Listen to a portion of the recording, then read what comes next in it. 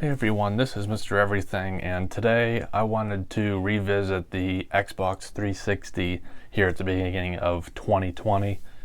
I would say it's almost all but certain that the Xbox One, or not Xbox One, the Xbox Series X, with the whatever box that's going to be Microsoft's next console, is probably going to come out in 2020, unless there's some weird thing that goes on that would delay it.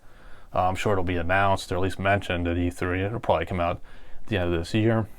So I figured I would go back to the Xbox 360 and do a review on it, since when that comes out, it'll be 2 generations back, which I wouldn't say is retro, but it's definitely getting back there, which came out in 2005. So that's about 15 years ago. So it is a stretch. Now, I don't find this console as relevant as the PS3, which I also did this revisit on. One, it was just more of a plain Jane type gaming box. The PS3 just felt like at least back at the time, like so much more epic. Like if you watch the console war, just like the PS3 brought so much more to the table, even though it wasn't exactly the better console, because the Xbox at that time had a bunch of great games, and the Xbox Live was just exponentially better than PSN, and they didn't get hacked, at least not that I know of, like PSN did. And I think the biggest killer Microsoft did to its own console is the fact that the Xbox One has backward compatibility with all the old platforms, and I'm sure the new Xbox is going to continue that. There's not that big of a need for the 360. And now, not all 360 games are backwards compatible on the One, so that's still why I keep this. Otherwise, I probably would have gotten rid of it. But nonetheless, this was a very important console back in its time. Even though I think the final tallies, I think the PS3 actually ended up edging it out. Back when, my teenage punk days, this was the console that everyone had and everyone talked about, and the PS3 was more of a foreign, just lesser known console. At least it seemed like that to me.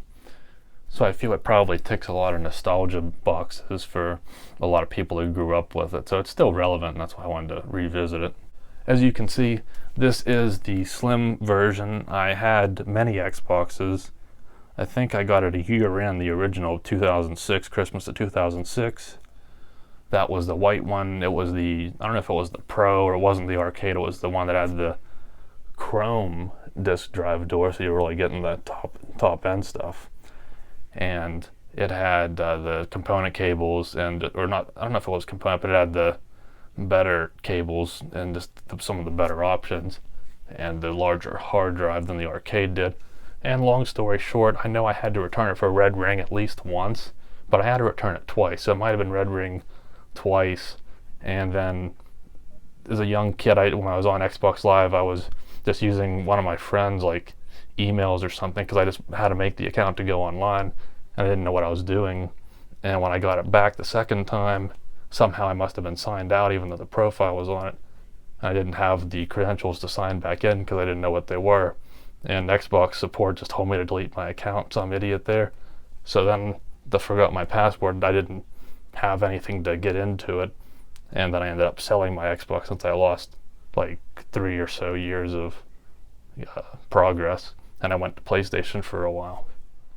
So I ended up selling my Xbox, and in 2010 or so I got a PS3, and I didn't have an Xbox for a few years. I was pretty satisfied because I wanted the PS3. Now it was more affordable, and I got one. But then I bought this one in late 2012 because it was just so much better, and they had better reviews. They did not red ring of death. They looked better. They're slimmer, and it was cheap, so it was really worth it. And I think this was a much better design than because to me that almost looks like an X, from a design standpoint, just that kind of where that line comes in and then comes back out, and you can kind of see it a lot here. So it is more of an X than that kind of hourglass figure that the original 360 had. And there's not that much to see on this aside from the I/O. I don't think the hard drive was accessible on this. I could be wrong. Maybe one of these came off, but I think this was a 250 gig, and at the time Xbox games didn't really use much storage at all. and I don't think anyone did that many digital games, so I didn't have any concerns about upgrading the hard drive. So obviously, being later in the generation, the price of all the components came way down, so you got everything really crammed in here. I believe that orange indicated that this was the connect port because that monstrosity had come out. Here's 3 USB ports, Ethernet, HDMI. This was a component and composite, whichever type of cable you had. The sticker's actually lifting up. That's your digital audio out. And this recessed area for your power brick, because the Slim still came with the power brick. Now it was smaller than, it was like more like a, I don't know what you call those little red, like 2-pound bricks. It was like that compared to the cinder block that went with the original Xbox 360. Aside from that, there's really nothing to see on this. There's not that much going on. And then you have the front, which you actually have 2 more USB. I've never even used this one that much. So you actually have a total of 5 USB ports. I don't know how dust going in there. I think that's your pairing button for your controller. And this is touch sensitive, which I like, because usually the rehash models, they go physical buttons. And I know some people didn't like the touch because you could accidentally hit them, but that was never a problem for me. So this was a disk drive, disk tray that came out, unlike the loading, like slot loading ones they have now, but disk eject and the power. Now, being purchased in late 2012, being much older, I think I was like 18, I had a job, so I just went out and said I'll just buy a new Xbox. But you can see it's still in great shape because it wasn't used that much compared to the original 360 I had. So you can see it's still in great shape, aside from possibly any like errant ejaculate that may have splattered on it, but I don't think there is any. And I'm just going to go ahead and say it. I think one of the best parts of the Xbox 360 was just the controller. This controller wasn't changed any, from what I can tell, from 2005 until the Xbox 360 ended. They got it right off the bat. It was so much better than the DualShock. I played with the original Xbox controller, but I didn't own an original Xbox, so I just didn't really enjoy it that much. But this one was just great. You can see it's still in really good shape. Now, my original white Xbox controller would have been much more beat up because it had more use, but see a little bit of grime. It probably could be taken out of there with like a toothpick or something, but it's my own filth, so it's not as disgusting to me. This was for the Play and Charge kit, which I had for the original 360 controller. It was just it was the same type of pack, but it held a rechargeable battery, and then it would kind of go over this whole thing. And a fun little note is I probably had that Play and Charge pack for 2 years, and by that time it was just completely shot. And the Play and Charge kit I have for my Xbox One controller I've had since 2014, and it's had a ton of use, and it still holds almost 25 to 30 hours on a charge, and it's been through many cycles, so they really improved their game on that. And you can see you have this for the headset, which is that little junky thing that you got, but I still have one, but I try to think I don't have it because I didn't like it. It was cheap. And the difference maker with this was this took 2 AA batteries, which was convenient, but I know a lot of people preferred the rechargeable pack that was in the DualShock, but I didn't, because that thing only lasted maybe 8 hours when it was brand new, and after that you get maybe like an hour or 2 until it needed recharged. For this, you could just pop in and out your batteries. And one last thing I'd like to address with the rechargeable or battery situation with Xbox controllers is I actually prefer when they come like this with the removable battery. Now, it would be nice if they gave you a removable rechargeable, essentially this, so you could use AA's, but come with the rechargeable from the factory. It would just be the best of both worlds, but they're obviously not going to do that to cut costs. That's why I like the Xbox One controller. You could use AA's, but I have the Play and Charge in there. Had they just included the Play and Charge in there, but that would do that, I guess, that it's all about the money, then you could just change it out. Now, since people are asking for that, now you get it in the Series 2 Elite controller, and I don't know, I'm assuming the Xbox Series X will come with a sealed, rechargeable battery too. So it was just nice to have that extra little bit of freedom.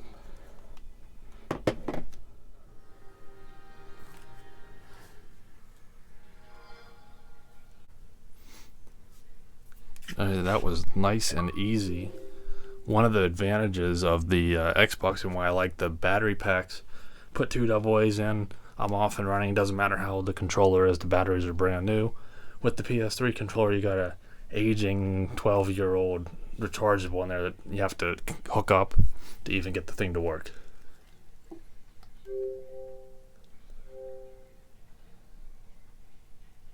That's probably because I have a different network that shows how long since this has been turned on. And that shows how long it's been since I've had this connected, because that was one of my old networks. So this hasn't even been turned on in years.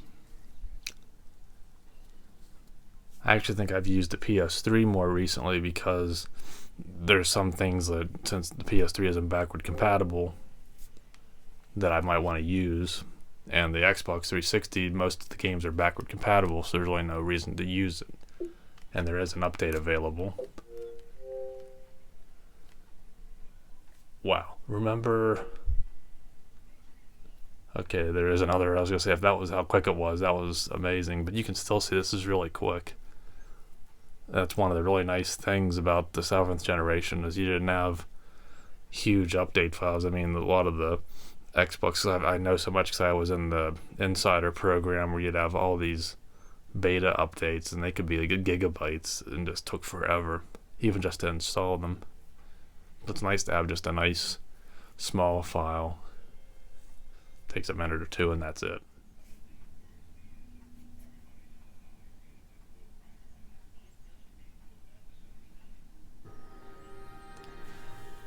And that's one thing I really like about the 7th generation console, just how quickly they booted up. I mean, they were using, at least I would assume, 512 RPM hard drives like the 8th gen consoles, but they just had so much more stuff packed into them. I mean, this was just so quick.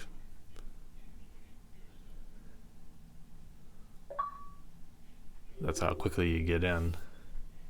And I'm hoping with the new consoles, whatever the new Xbox is going to be called, the Series X or whatever, I'm hoping with that SSD it will be like this again, where just within 15 to 30 seconds at the most, it should be ready to go.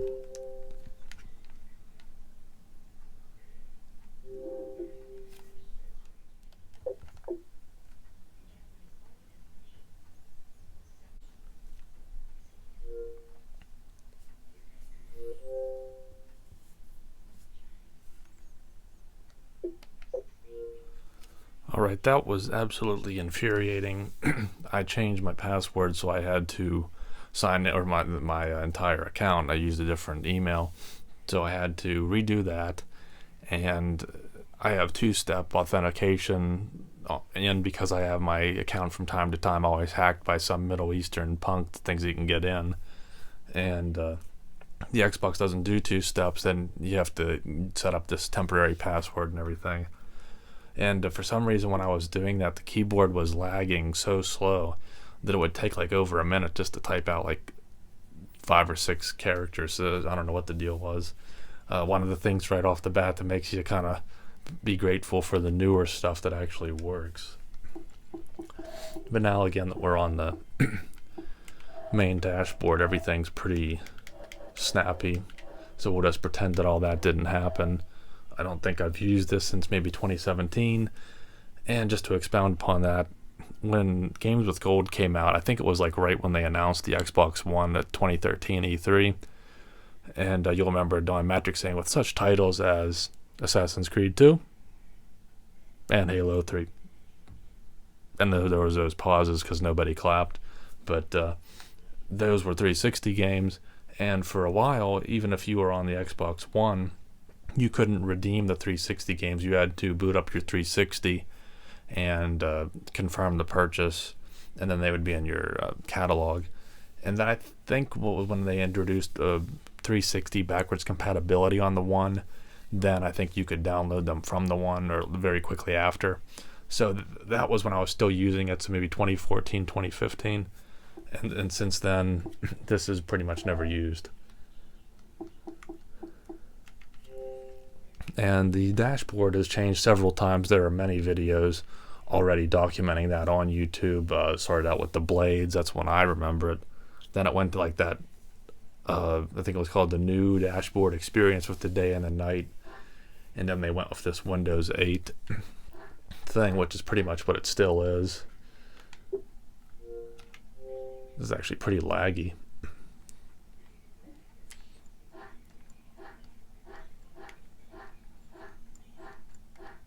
Yeah, it's pretty. I did like the idea, though. It's still better than what Microsoft tried to do with the Xbox One, and then they just ditched it. Now they have kind of the slide over thing, which that works pretty good. But this, if they could have just basically kept this thing on the one, I don't know, we'll just have to see what they do with the new Xbox, though. So you can see the heavy integration with Xbox Live. And to this day, all this stuff is still updated. You got your little ads. You have your app store, which is still here. This is still updated. Games. So let's just go into here. I'm surprised everything still works. I mean, that's one thing that where Xbox Live, you really get what you pay for compared to PS3, which at the time PSN was free unless you had Plus. That store doesn't work to this day. It didn't work too good back then. It doesn't really work at all now. PS4 store works decently. It's buggy, but I'd really like the 360 setup.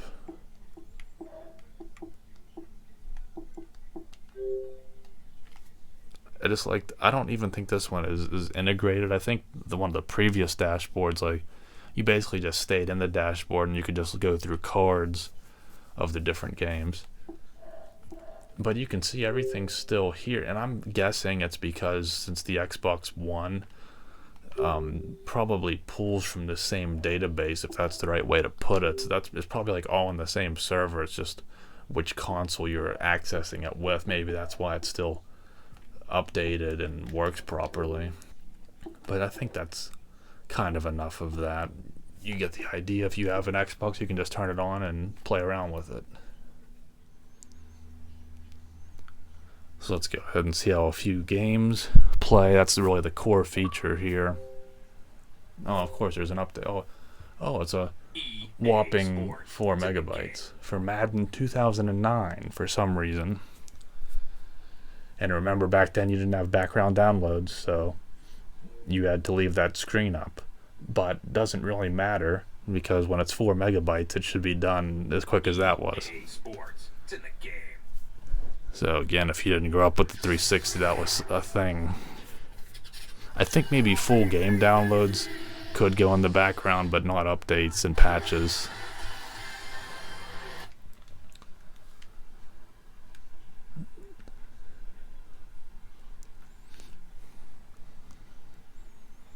Now, I'm really not worried about showing online games, because again, if the Microsoft servers, since the Xbox One has all the backward 360 games, they're going to still be supported if the developer still supports them.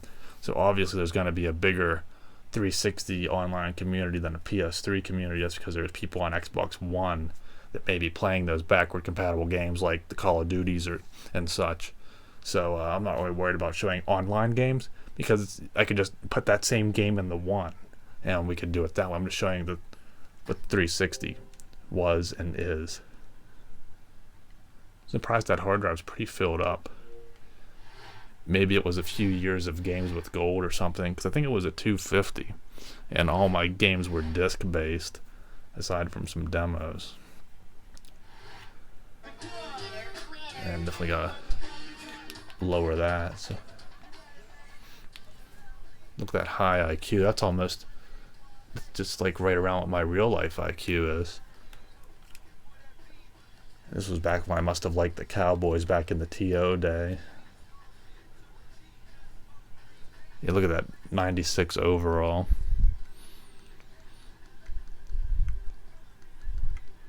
Let's go with the Steelers back when they could actually make it into the playoffs. Go against the Patriots. That's one thing I liked, was the My skill. and I like the little fun facts that they put here. And just to let you know, this is on a 4K TV. The Xbox 360 can obviously only output 1080p. I'm pretty sure that's what I have it set to, but it is being upscaled onto a 4K TV. I don't know if that'll make it look any better, but will be the site for our upcoming game between New England and Pittsburgh. Now we'll head over to Tom Hammond and Chris Collinsworth for the start of the game. Guys? With a beautiful day in the forecast, we'll get ready for today's game. wow, Hi everyone. they even have a coin toss. Chris Collinsworth.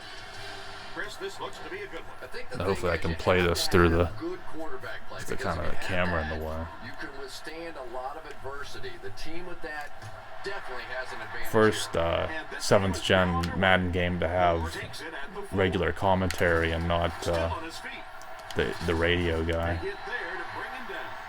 And now their offense will take the field for the first time in the game. Oh, I remember that, the rewind.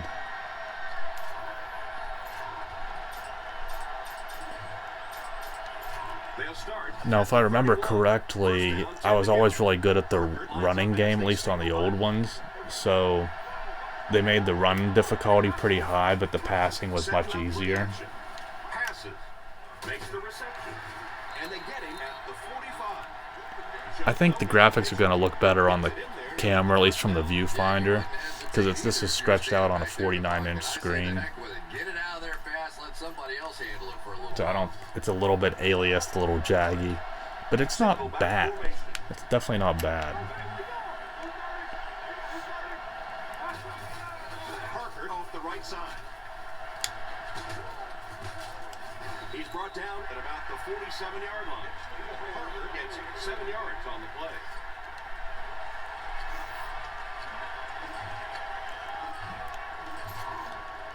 Now, I could have shown a more recent Madden, but I figured I'd get a little more retro.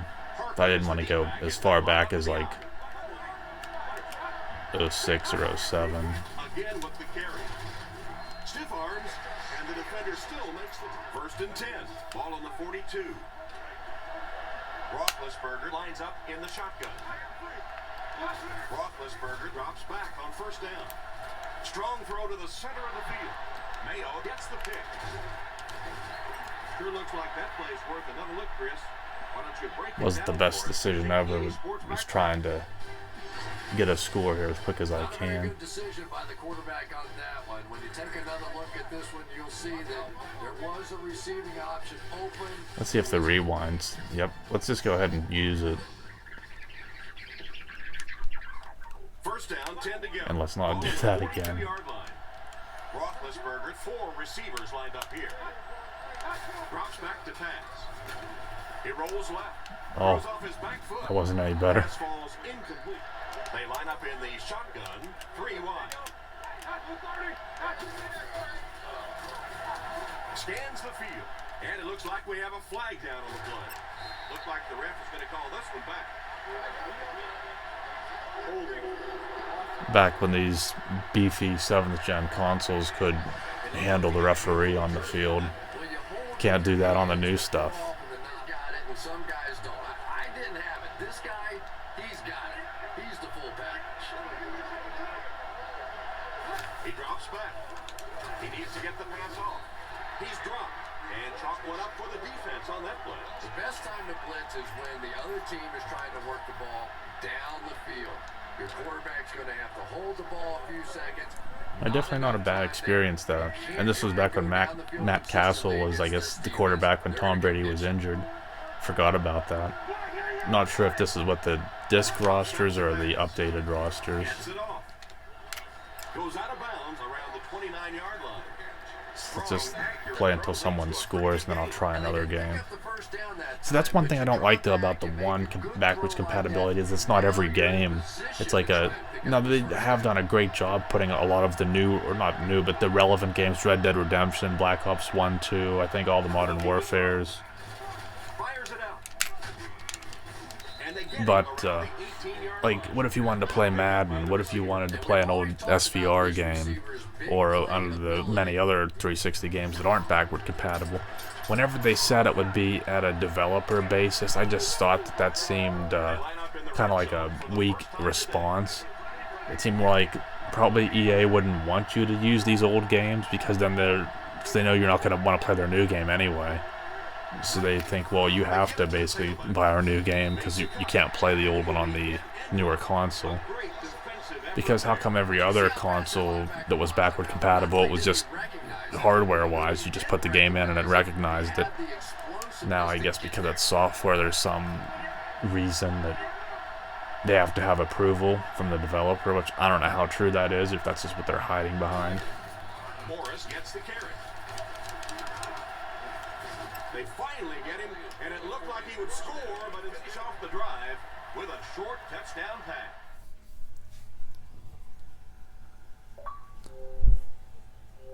Oh, another update, and another quick update too.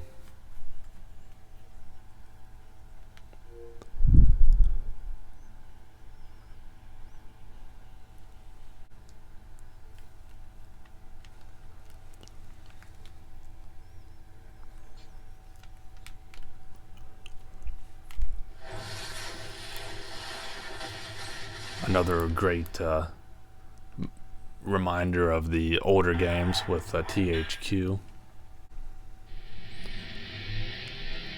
I can't play much of this or Vince McMahon will sue me into hell.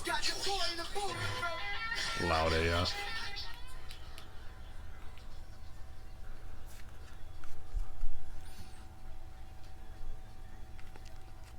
But you can see that the game really just looks great.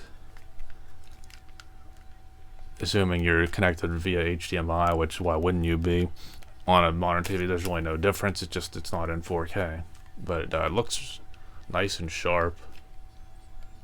This is actually one of the better looking older. I think this looks a little bit better than Madden, just menu wise. Gonna go with one of my favorites, Batista, back before he went off the deep end.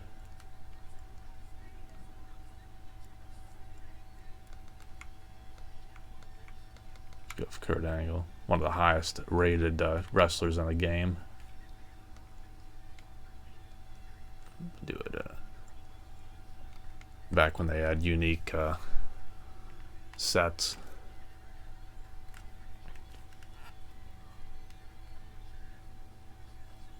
And for the time, this was among the better graphics.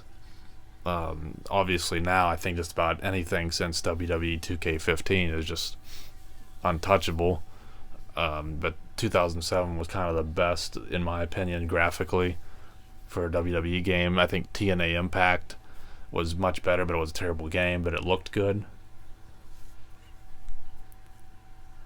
But as far as the sets go, they look really good still to this day. Not that much detail on the skin or anything though of the actual characters.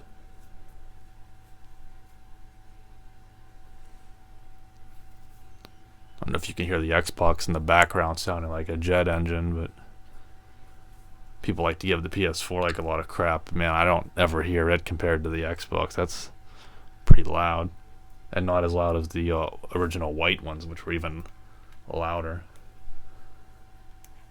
So I think I'm going to play this until he does his little skip in the ring. And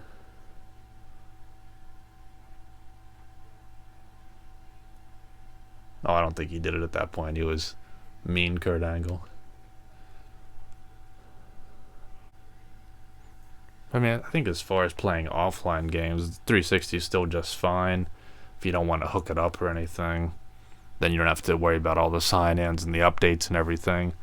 But pretty much getting any good single-player game is probably backwards compatible. You think of the Gears of War games, Call of Duty games, Halo.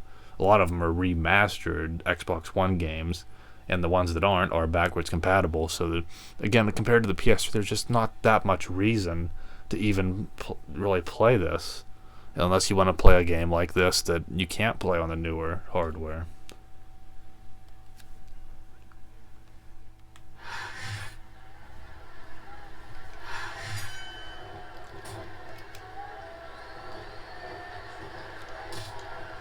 He's all fired up now, King, and I'd hate to be on the receiving end.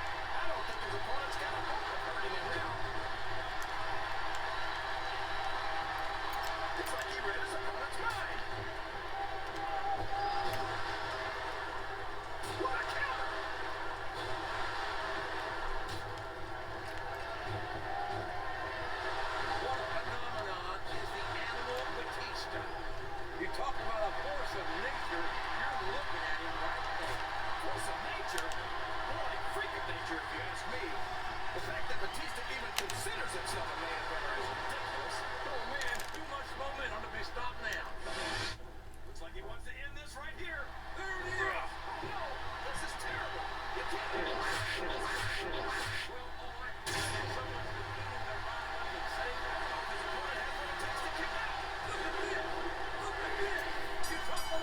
And there you go. I made sure to cut out all the parts that didn't go my way, but in the end, worked out for me. The one issue I had was the whole time, like, my controller batteries kept dying, and I was testing the voltages, and they were still, like, well over 1.5. So I'm not sure what the deal is there. It's some old batteries, but they work fine and everything else, so I'm not sure if it's the controller or just the batteries under load because they're old, don't work. That is kind of the nice thing about the rechargeables. You know, you don't have to worry about having batteries on hand, but I've never had that problem before. I think I might try one more game, though.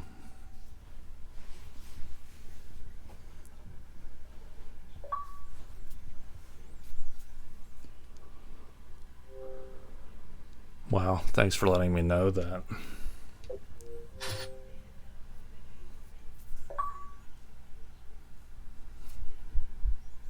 Well, at least if nothing else, this video at least served the purpose of giving me a reason to update my console, which I'll probably never revisit. Who knows? I actually would like to sell the 360, but it's just those few games that if I ever did want to play them, you know, I hate to sell the console that's in like new condition. If I'd want it again, then I have to, you know, get someone else's like garbage one. All warfare is based on deception. Now you can pop this into the Xbox One and play it. So this game isn't as relevant to me. I don't know what the deal is. I don't even think I've had this on for 3 hours.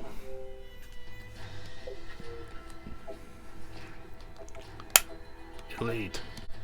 I just don't really find this to be a good example of what the 360 is capable of, just because being backward compatible, a lot of these Xbox 360 games are still going to be supported.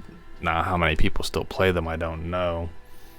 But just in case for some reason you find that interesting, or if you have a 360.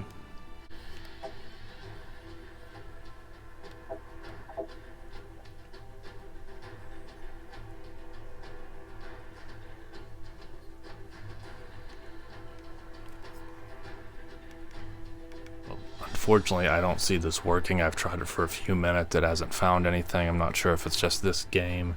But I mean, obviously Xbox Live still works. But if you want to play MW3, I might even just try it on the Xbox One later just to see. But it doesn't seem like this game is supported. Not a big deal though. I have plenty of newer games. But with that being said, it's much similar when I did the same thing with the PS3. You know, there's a lot of disappointment. Obviously, the games were great, and that's the most important thing. But there's really not a ton of reason to play these older consoles, especially the Xbox 360 with the backwards compatibility of the newer Xbox consoles, which seems to be what they're going to continue to do. So it definitely still works. It has its ups and downs. I'm kind of happy and content with leaving 2005 technology in 2005. But there it is, just at least a nostalgia trip, if nothing else. So hopefully there was some entertainment or something of value in there. Definitely some, you know, at least some games that you can't play on the newer Xbox. So it is good for that still. And it is a reminder of definitely a good part of my childhood. So thanks for watching, and you'll see me in the next one. Have a good one.